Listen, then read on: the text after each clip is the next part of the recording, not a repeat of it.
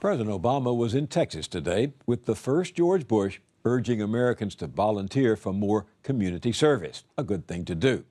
Barack Obama actually began his political career as a community organizer on the south side of Chicago. Since his run for the presidency, special attention has been paid to this unglamorous and tough line of work. Community organizers go toe-to-toe with the powers that be, and so they're often feared and ridiculed by those who believe America should be run from the top down. Remember last year's Republican National Convention? He worked as a community organizer. What? I guess a small-town mayor is sort of like a community organizer, except that you have actual responsibilities. Despite such rank disparagement, dedicated community organizers never give up. They work at the grassroots to help their fellow citizens stand up for the change needed to improve their lives and their communities. This year on the Journal, we've reported on some remarkable community organizers. In Chicago, we met James Tenwa, speaking out on behalf of low-income workers for better pay and jobs. Abuse of workers, and this is where we draw the line, folks. Today we are witnessing a courageous... In Boston, we saw Steve Meacham organizing neighbors to fight back against the banks and protect their homes from foreclosure.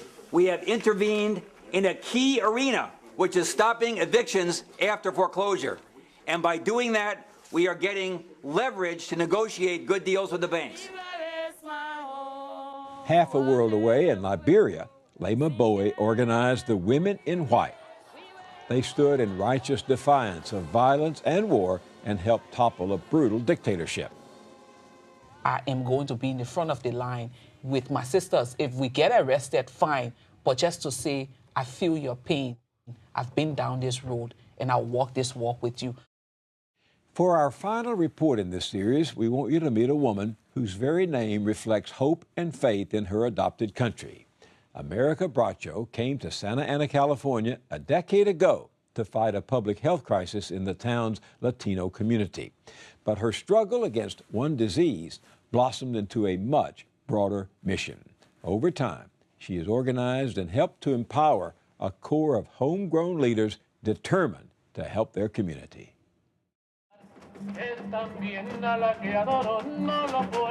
If on this bright summer day you were just a passerby, you would never guess that these people are celebrating a dream coming true. This young man wasn't even born when that dream took hold in the dusty ground of this vacant lot 7 years ago. But in a few months, he and the other kids here will be swinging from monkey bars, playing ball and chasing each other around a brand new community center in a public park that only a handful of hardy souls ever thought possible. Muy buenas tardes. Muy buenas tardes a toda la gente. The creation of this park is only part of our story. Welcome to this park. Welcome to this program. Our story is also about what people can do when they finally find their voice. It's about doing it together so we all can support each other and support our families. Gracias. If you ask me what that lot means, it means you could see it like it doesn't mean anything. It's just a small vacant lot that is going to be a park in an area, in a neighborhood that lacks so much. But you could see it that way. Or you could see it as one major accomplishment for a community that went from not having any voice to getting a park built.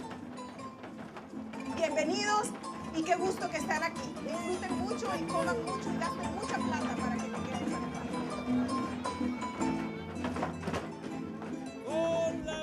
To get why one small park is a major accomplishment, you need to know a few things about Santa Ana and its environs. This is Orange County, California, one of the richest spots in the Golden State. Home to Disneyland, the Knott's Berry Farm, John Wayne Airport, Crystal Cathedral, and Saddleback Church. It's also home to enough fantasies to fill hours and hours of cable television. I want the power and the money, and I want them both. For several years now, cable TV has practically camped out in Orange County. At least 4 different series have portrayed this place as a rich, sun-baked oasis stretching along 40 miles of ocean beaches. But it's a different picture here in Santa Ana, whose 350,000 residents live a world apart from their TV counterparts. 70% of Santa Ana is Latino. The average family of 4 earns just above poverty-level wages. 4 years ago, in a national survey of the toughest cities to live in America, a survey that weighed levels of crime, poverty, and disease, Santa Ana ranked number 1. So it's hard to imagine a park sprouting up on these neglected streets, but it's happening here, and it came about in a most unexpected way. It all started when this woman, America Bracho, a public health doctor by training, founded an organization in 1993 called Latino Health Access. The community she wanted to serve was facing so many challenges, she knew she couldn't confront them all at once. So she settled on one to begin with. We did a survey in Orange County among Latinos, and we found that they were major diseases devastating this community. And one of those conditions is diabetes. Diabetes is causing blindness in a very young community. So you find a dad at 40 blind. You find a productive woman at 42 amputated. So this is part of the diabetes program. They have to help people complete their form. Diabetes not only was a relevant agenda, but diabetes is a great entry point to community work because it's pretty safe. It's pretty safe. I didn't think it was strategic to enter our community dealing with the issue of gangs or with domestic violence. So we decided to start very quiet. We didn't say we want to transform Orange County, we don't want to transform our communities, we just wanted a good program that could produce outcomes. The best way to achieve these outcomes, Bracho knew, was to recruit her experts from among the very people living in the neighborhood, who were themselves living with diabetes. With good training, each one could teach one. We wanted to use the model of promotores, which are community workers. And these community workers, we wanted to train them to be in charge of the programs. And there is something powerful in having people with diabetes telling another person with diabetes, I was there, I wanted to die. And guess what? Now I learned to manage my diabetes and I don't want to die anymore. We started teaching classes in laundromats, in garages, in apartments, in churches, everywhere. Thousands of people with diabetes have come through our classes. Excellent clinical outcomes.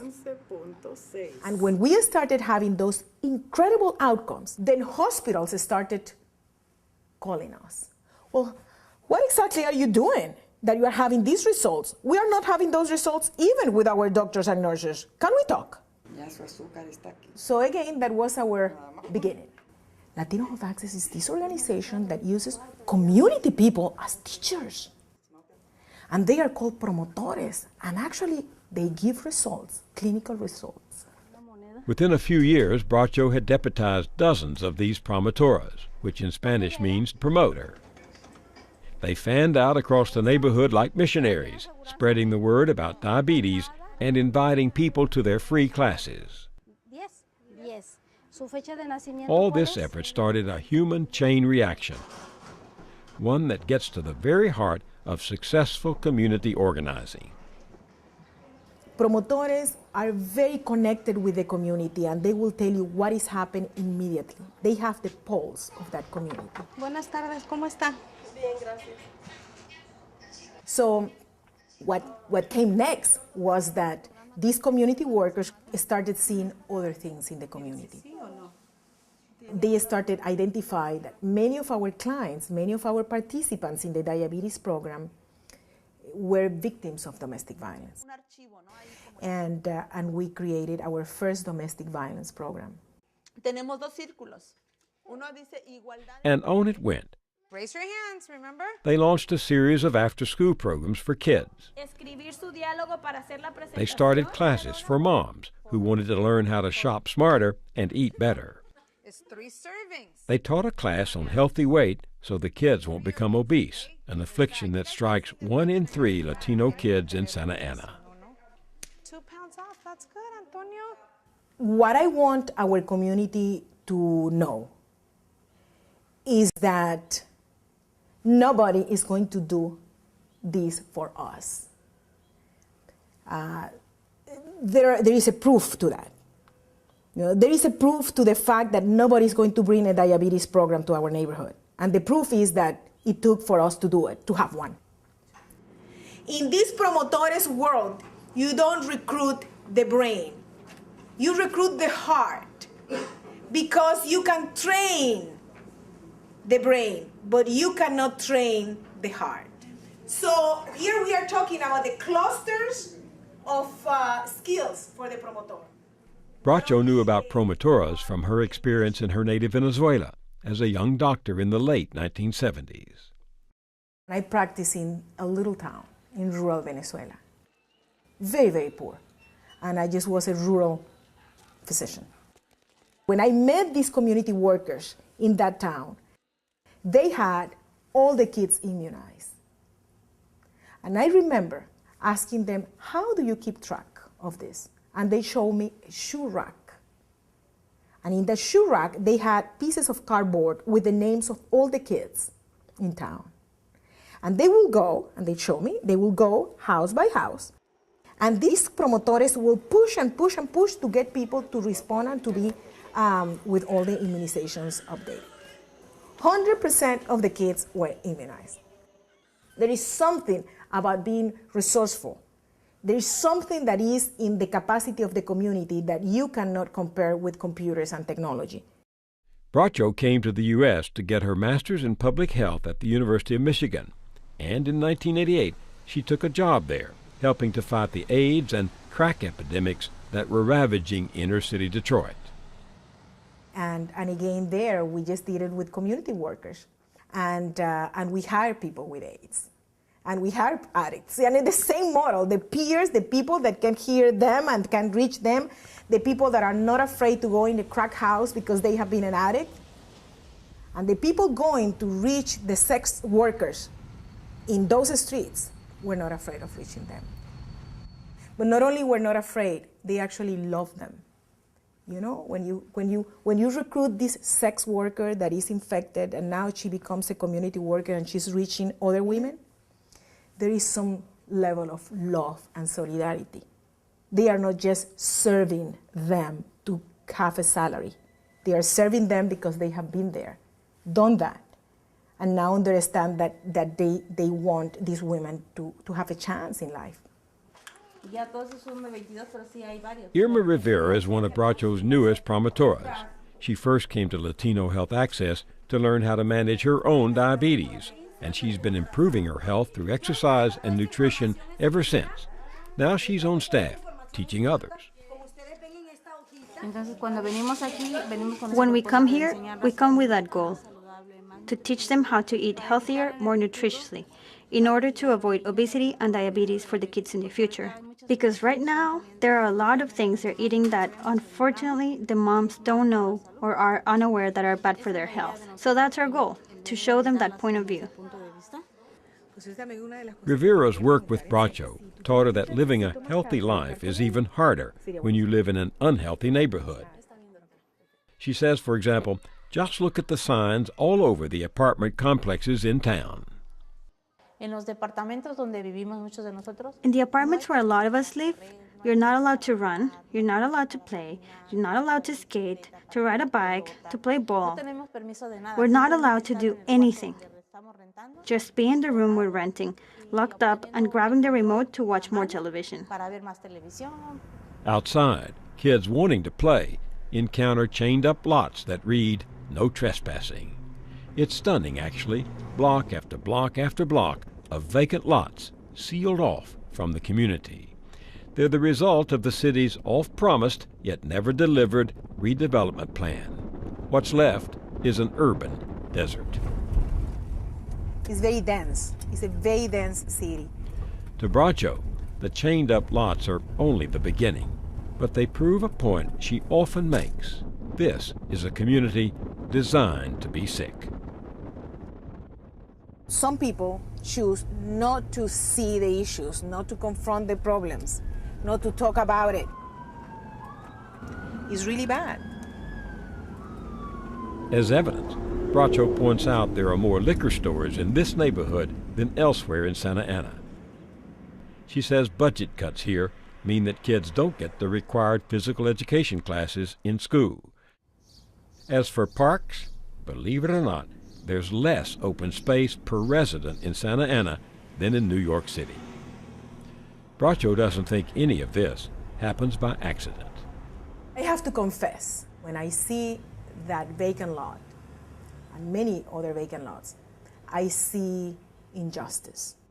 If we are invisible to the people that allocate money, if we are invisible to the people that have the resources, there's something wrong with that picture. If you can make the decision as a political representative or as the leader of an institution, you can make the decision of putting a park in a place and liquor stores in another place, and you put the liquor stores in my neighborhood and the parks in the other neighborhood, there's something very wrong with that.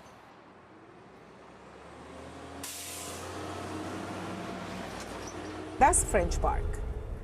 That's what they call a park, right there to your left. Mira, that triangle. It's like what, like Central Park in New York, more or less? Of course, you know, nobody can be active in this park. Here we are facing an epidemic of obesity, and the people cannot move. I always say, in a park like this, what can they play? Theoretical baseball?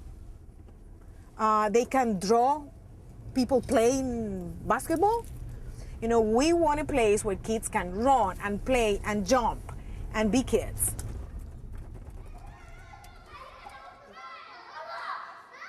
I've lived in this area for 9 years. Since I didn't have a place to take my children to play, what I would do is, since the school's parking lot is here and there are no cars there in the afternoon, I would always take the kids there in the afternoon to play. Rivera would have liked for her kids to use the vast school playgrounds around the neighborhood, but they're all locked up after school. So they ended up playing in a parking lot. What she saw there would drive her to action. 2 times, I saw cases in which a child was almost run over by a car in this section of the street. But there was one time when a car did hit a child chasing after a ball. I saw that mom's reaction. She was so scared, so desperate, to the point that she was crying from such a fright from seeing that. Such a big crash. As a mother, I felt horrible. I mean, these things can't happen. Unfortunately, they are happening because we don't have any space. Irma was one of those moms that we met in a local school when we were teaching classes of diabetes. Here, she's listening to all of this advice that becomes empty if you have a community that is designed to be sick. You know, so I heard that my kids should exercise so they can increase their opportunities of prevention. Where? It's that contradiction that raises your awareness to a point in which Irma said, I don't want to take this anymore. There has to be a way. And Irma approached us and said, can we organize the moms and get a park? And we said, very much at the Latino Health Access style, with your help, we will. And that's how the campaign for a park began, with Irma Rivera its unofficial leader. She organized other moms, participated in rallies, and hounded city officials. They got the press's attention too, generating coverage in several local papers. When Rivera and others from Bracho's group suggested this lot as a possible site for a park, city officials said no. It's within that proposed redevelopment zone, and the city had other plans for it.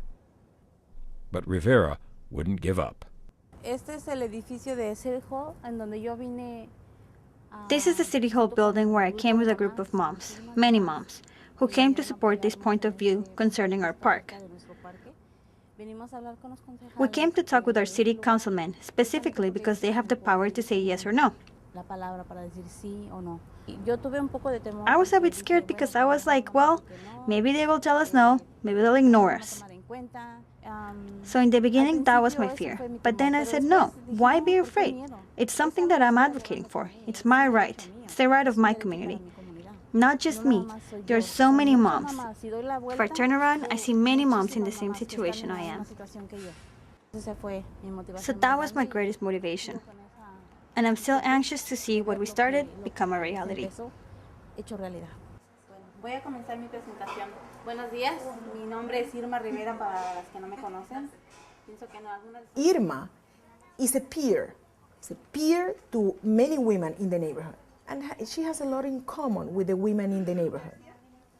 When these women look at me, they see that a lot of the things that I have accomplished in my life is because I am a professional. They don't relate to me as a peer. When they see Irma, and they see Irma advocating, and Irma caring, and Irma going and offering testimonial, they say, well, you know what? If Irma can do this, I can do this. If Irma can open her mouth on behalf of her kids, I can open my mouth on behalf of my kids. And the only thing that it takes is just to open your mouth. After several years, the pressure started paying off. In 2004, city officials agreed that this lot might work as a possible location, but quickly added that they couldn't afford one dime towards building it. So Bracho's group would have to raise all the money themselves and build a permanent community center on the site. This is the place, our community center. It was a huge challenge. They'd need hundreds of thousands of dollars just to get started. The local hospital, St. Joseph's, weighed in on their side, even loaned one of their top engineers to help oversee the project. A local grocery chain donated an adjacent lot, making the proposed park a little bigger. Then one day, after reading one of those articles about the fight for the park, a wealthy local resident came through with a $100,000 donation. It's taken 7 years, but they're ready to break ground this November. They estimate they'll need nearly $3 million more to run the park year after year. But for now, it was time to celebrate. You know that now people talk about hope a lot? We have been talking about hope forever.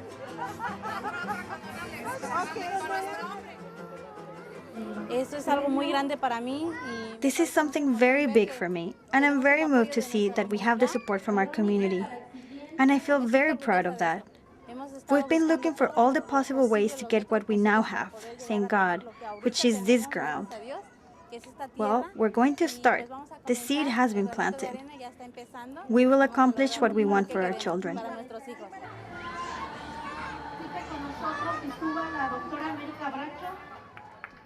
Este proyecto tiene 7 años, donde la gente se ha estado organizando y pidiendo. Y finalmente, después de mucho luchar, la comunidad Latinos of Access y muchos otros grupos, logramos tener este terreno que ustedes ven aquí. Este terreno es más que tierra. Este terreno es el sueño de 7 años para que nuestra comunidad tenga un lugar donde nuestros hijos puedan jugar. Para este proyecto, para que llegara a donde está, nosotros hemos tenido que pedir mucho. Pero no importa, a mí no me da pena pedir. Y a nadie le tiene que dar pena pedir y luchar. Lo que nos tiene que dar vergüenza es no participar para que nuestras familias tengan una vida mejor.